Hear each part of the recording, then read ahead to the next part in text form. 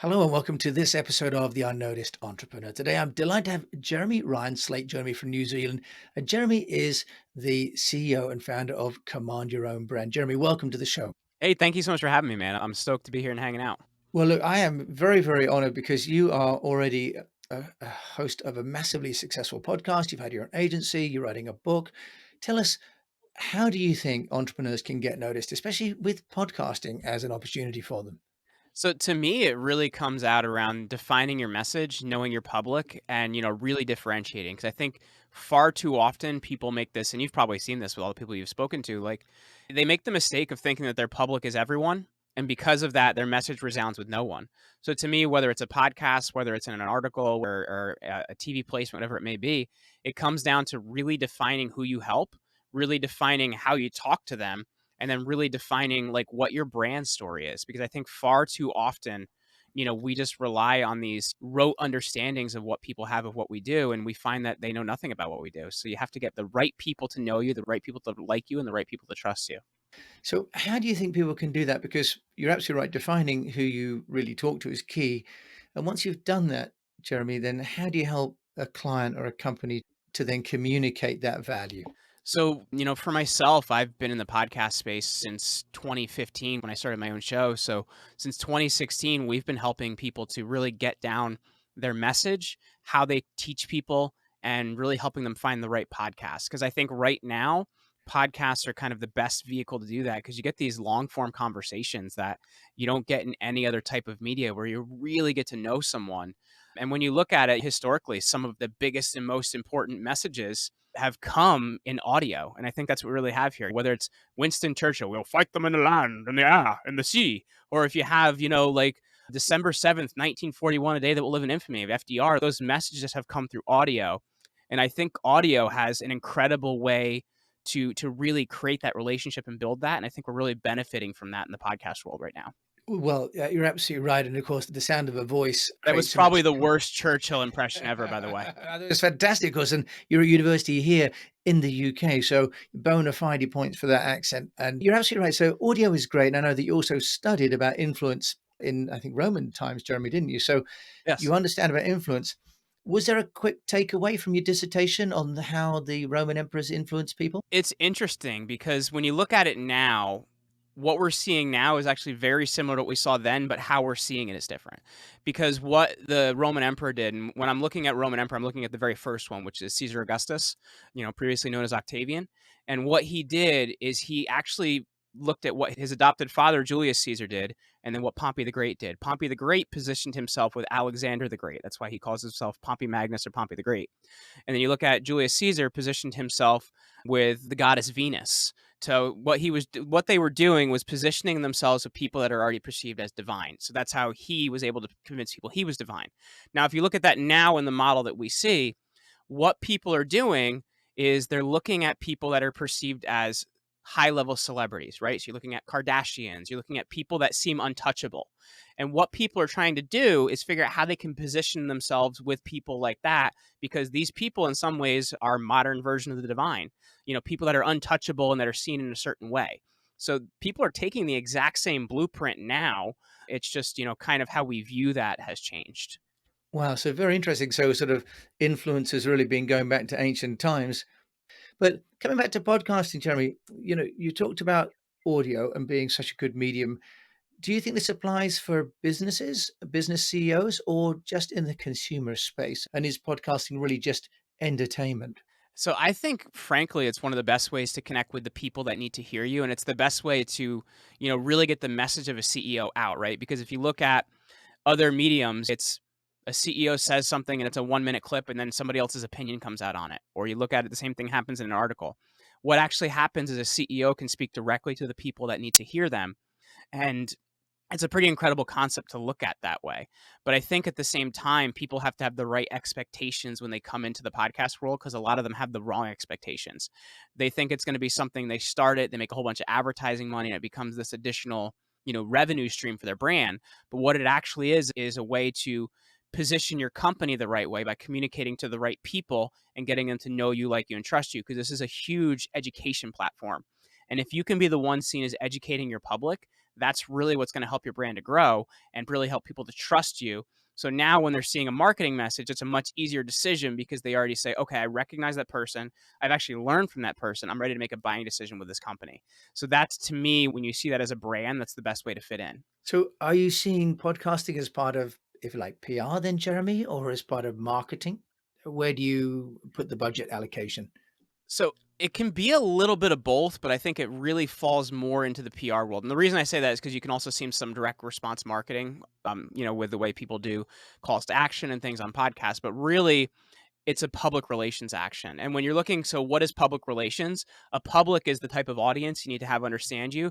In relations, it's how they relate to you, understand you, know you, like you, and trust you.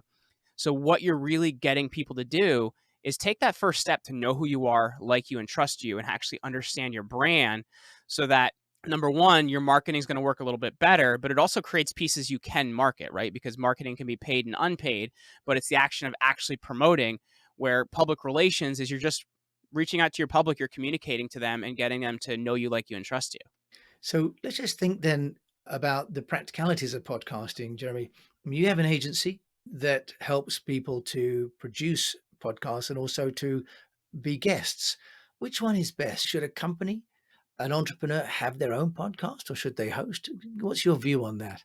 So I think they should do both, but I'm going to kind of go about this in an interesting way because I think to be a good host, it's actually really important to have been a guest first because you kind of understand the other side of the mic, how somebody's feeling, why they're maybe using so many filler words, why they're not using so many filler words, how to ask a better question and how to answer a better question. So like being a guest for a few shows first, I think is really important because it helps you get that viewpoint.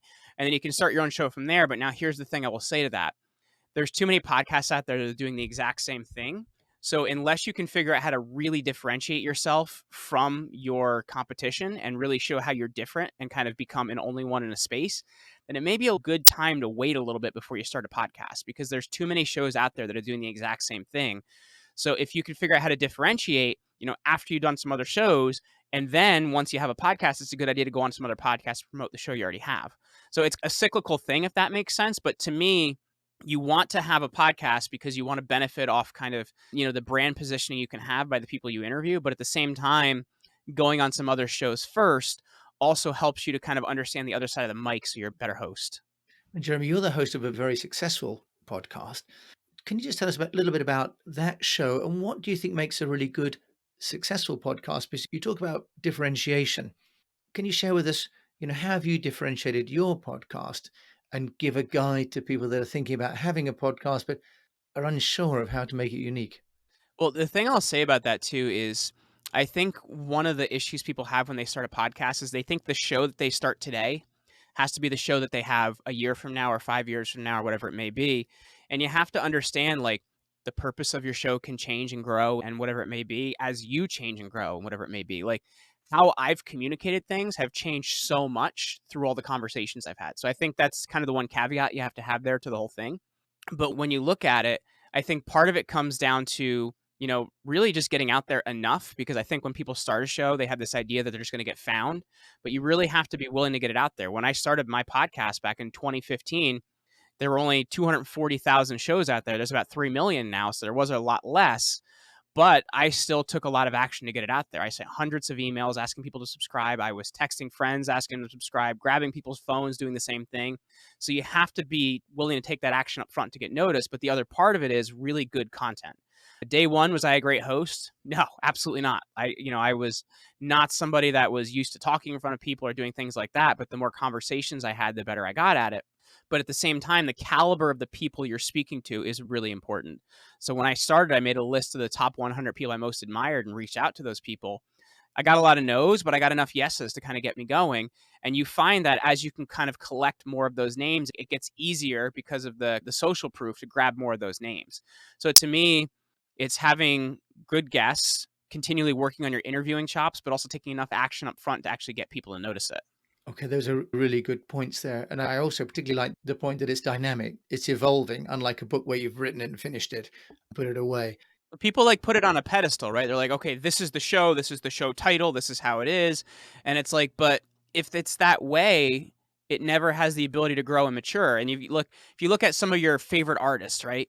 and you look at, maybe their first album, it was good and you enjoyed it, but as they grow, they do something a little bit more experimental. You know what I mean? Like, I'm a huge Pink Floyd fan. So you look at all their albums over the years and how they changed and how they experimented. And, the band was different and it grew and you liked it in different ways, but it's not the band it was day one. And it's the same thing with a podcast. So, Jeremy, I think let's just look at one of the key bottlenecks for people is the production side. Let's say somebody, an entrepreneur, wants to build their own personal brand. So they've got the company brand, but they've got the personal brand. Tell us, how can a business owner go about outsourcing all the bits that are not really within their purview, within their skill set? Well, so I think the thing that's really important is realizing kind of the economy we're in now. It is very much an influencer driven economy, and people want to connect more people by the nature of we're on social media a lot more. So I think that's the kind of the first thing to consider there. So people know you, like you, and trust you, and thus know your brand, like your brand, and trust your brand. So that's kind of a really vital thing to understand first. But at the same time, I think there's some really bad advice out there as well. And this also depends on what level your business is at. If you're brand new, if you've been doing this for a while, if you've got a team, if you don't have a team, there's this advice out there that you don't want to do things that you don't like to do. Just focus on the things you're good at. And I think up front, you have to do a lot of things you don't like to do so that number one, you understand them so you can't be the adverse effect of them, and that so you can properly get someone else to do it for you. So for me, my first 2, 3 years, I did all my editing myself, all my graphic design myself, all my interview prep myself. And then once I found that I had it where I really liked it, I found somebody else, hired them, and I was like, this is how I want it done. And because of that, we were able to kind of get better production later on. But at the same time, if something goes wrong, I know how to jump in and handle it. So I think it's really important to understand all the aspects of your business, especially when you're producing things, because then if something goes wrong, you can figure it out and fix it and you won't get taken for a ride. But it also makes sure that as a founder, as the person wearing the CEO hat, things are exactly the way you want them. It's a roundabout way of saying it, but I hope I kind of, hit what you were looking for there. Yeah, no, I think you're right. I think, Jeremy, learning the craft yourself, but if you're the CEO of a big company, you could also, if you'd like, delegate that to somebody inside the organization first, couldn't you? So that you're not doing all the work yourself, but the organization gets to understand the process. I think it's really important. There are great companies like your own that help with people. And what about outsourcing getting onto shows, Jeremy? Because that is a skill and that's something you've been doing for people for a long time. Can you just take us through why someone might consider hiring an agency like your own to get them onto shows? Well, I would say because, number one, like we've been doing this a long time. So we've connected with a lot of podcasts and know what they want. And that's one part of it. Now, I will say it doesn't mean we have a Rolodex and we just say, okay, you. No, it's, we still have to work for each booking and make sure it's a great positioning for a host and also for a guest. But it also comes down to being able to focus to what you're good at. And, we've been helping people tell their stories the right way for a long time. So we've really got a technology on how to tell a story the right way. So that's one part of it. And it's actually a huge part of it.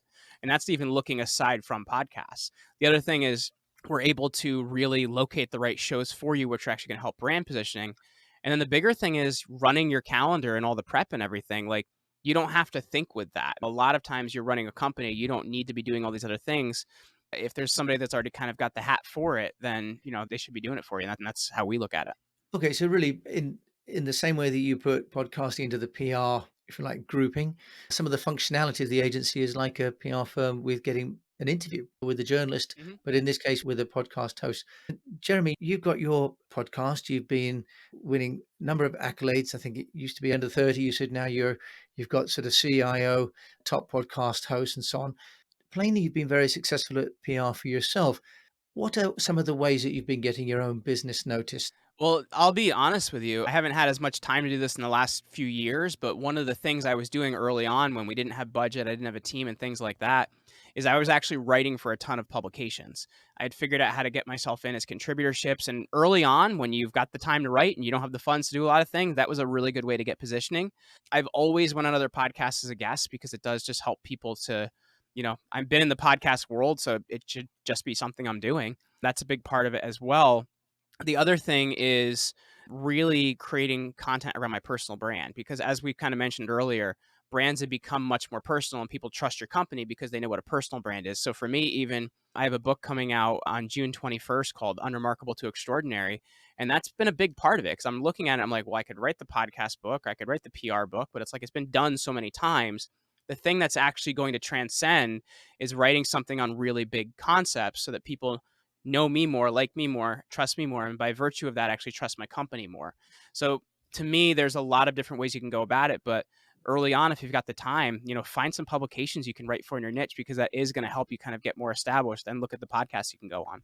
Okay, so you say content contribution is a really key part It's then, Jeremy, huge. of thought leadership. So do you see there as being a sea change then, that in the past people bought like a GM car and you didn't even know unless there was a Lee Iacocca of Chrysler who's a celebrity CEO, or Jack Welch, these are early CEO celebrities. Do you see there being a sea change now that entrepreneurs, CEOs need to have a personal brand in addition to the company brand? That's really now a given in any marketing activity for a company. Well, and here's something to think about, because there's kind of two different ways to look at it, right? There's how it helps the company, which is important. And, once again, people know and trust people more. And I think that's important. But the other part about it is, like, as a CEO and founder, you're also building an asset. So let's say you want to launch a new product, you could then put that asset behind that. Or you want to move into a new vertical, you can now put that asset behind that. Or let's say one day you leave that company, you now have an asset you could put behind whatever you do in the future. So just as even your own personal protection as a CEO, like, you need to build a personal brand, but also to get people to know, like, and trust your company more, because we're on Twitter, we're on Instagram, we're on all these different places where people deal with people. It's just so much more important to get people to see you that way. Like, you and I were talking before we started recording here about, like, you know, Elon Musk and the brands he's worked with. Before he came in, Tesla wasn't doing that great. I think it was two guys that had bought things from Fisker and a few other things that had kind of started that company. He didn't do anything vastly different other than put his name behind it. And I think that's what you have to look at, is the power of that when you can kind of put that marketing engine behind anything you're doing. Okay, yes, that's really interesting. And now on your podcast, you've been interviewing, you mentioned these top 100 people, which is a great strategy, by the way, I think, for getting content. Is your book drawn from those interviews or from somewhere else? Just tell us a little bit about the book. Yeah, so it's pulled from a lot of the conversations I've had. Is we're going to hit 1,000 episodes of the podcast actually in July of this year, and I've gotten to talk to people like the former CIA director, NFL and NBA Hall of Famers, platinum recording artists, and I've just learned that so much of the information we get about success is just, it's really bad. Like, find something you love and never work a day in your life. Well, sorry, you got to actually work to find something you love. So there's a lot of these things that I want to show from people's real world experience, because I think that success is available to any of us, and we're all initially born unremarkable, but it's the things we do that make us extraordinary. So I wanted to pull a lot of those things out to show people how they can find their version of extraordinary, because it's different for any of us, right? Like, we're different people. But I think when you're looking at things in the right viewpoint, you can find what extraordinary is for you. That's really interesting. And I love the way as well that you've also highlighted the fact that those people that are great at what they do, when you listen to them, actually, they work every day at it as well. They're passionate about it, but actually, they work really hard at it as well. And then, Jeremy, what's next for you then in terms of the book, the podcasting, the consulting? What's next for Jeremy? This year has really just been about, our big theme has been education, because we're kind of realizing brands that really want to go to the next level need to educate. And that's kind of something I've been hammering in our staff meetings. I've been hammering in all the content we create. So for me, it's really realizing in 2022 to go to the next level that I want our company to go to. It's about us, being an agency, but also becoming an education company. And I think it's something that the companies that are really doing well are starting to realize, like, you have to become a huge education company if you want to kind of go to that next level. So for me, that's been our kind of our mantra all year this year. And we're going to continue doing that. Jeremy, that's wonderful. And of course, that was Steve Jobs' legacy, wasn't it, to invest finally in the Apple University? I think that idea of education and contribution. Jeremy Slate from Command Your Brand, how can people find out about you if they want to get in touch? Yeah, if they want to check us out, we're over at commandyourbrand.com. I'm at Jeremy Ryan Slate on all platforms. And as I mentioned, the book is coming out on June 21st. So if they want to grab that, that's over at getextraordinarybook.com. And when they order and come back with their order number, we'll give them a free version of the audiobook as well as our guide of 30 Days to Extraordinary. So that's over at getextraordinarybook.com. Jeremy Slate joining me from New Jersey. Thanks so much for sharing.